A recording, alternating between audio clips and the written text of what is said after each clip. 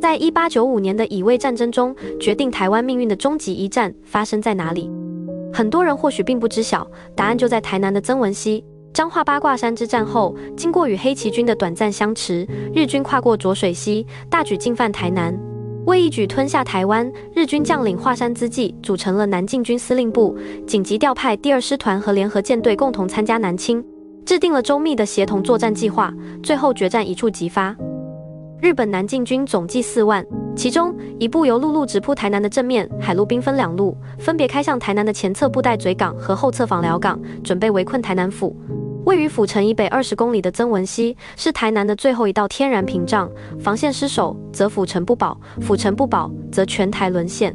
一场死战在所难免。西北岸为沙地，不便步行；南岸有一条高丈余的长堤。黑旗军领袖刘永福考察地形后，计划利用此处的地势进行最后的抵抗。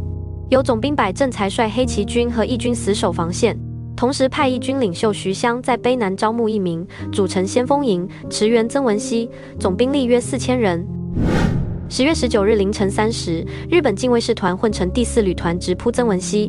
根据日本侦察骑兵的报告，黑旗军在曾文溪的正面防守非常严密，在左岸高地筑有防御工事，沿岸有完备的掩体和炮兵阵地，设有加特林炮。4000名黑旗军携带着毛瑟枪设伏，守军之精兵尽集于此。日军转而以步兵2个中队携带火炮4门，佯攻黑旗军的正面阵地。主力从曾文溪上游隐蔽渡河，在夜色掩护下突袭黑旗军右翼。日军以大炮掩护步兵猛攻，由于力量过于悬殊，黑旗军和义军势难抵御。义军领袖徐襄率先锋营冲锋，不幸中炮，大呼“丈夫为国死，可无憾”。徐襄是台湾苗栗人，祖籍广东。史书记载，徐襄年18举秀才，文武兼能，好冲锋，每战必身先士卒。抵达曾文溪后，有人劝他离台，徐襄回答：“此地不守，台湾亡矣，吾不愿生还中原也。”将士多受其感染，与日军死战。徐襄殉国后，总兵柏正才也随之阵亡。另外一位义军领袖王德彪则下落不明。曾文溪一战，义军共204人战死，伤者无数，惨状难述。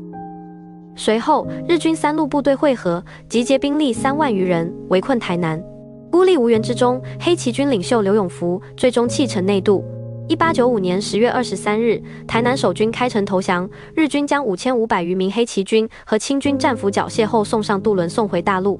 曾文溪之战是黑旗军保卫台南的最后决战，丧失最后的有生力量后，台湾军民再也无法组织起有效的抵抗，台湾全岛最终难逃落入日本手中的厄运。不久，南部6队客家军在屏东火烧庄战斗中失利，历时5年零10个月的乙未战争宣告结束。战争中，约14000名台湾守军战死，日军包括北白川宫能久亲王在内，战死164人，病亡4700人。攻占台湾的代价同样惨重，这场战争也深刻地改写了台湾的命运走向。